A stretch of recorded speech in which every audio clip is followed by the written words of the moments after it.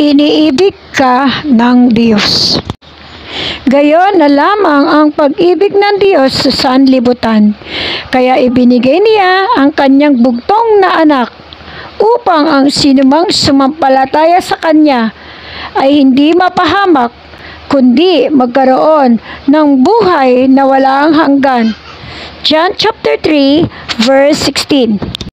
Ngunit ipinadama ng Diyos ang kanyang pag-ibig sa atin nang mamatay si Kristo para sa atin nung tayo'y makasalanan pa. Romans chapter 5 verse 8. Lahat ay makasalanan, sapagkat ang lahat ay nagkasala at walang sinumang karapat-dapat sa paningin ng Diyos. Romans chapter 3 verse 23. Ayon sa nasusulat, walang matuwid, wala kahit isa. Romans chapter 3 verse 10.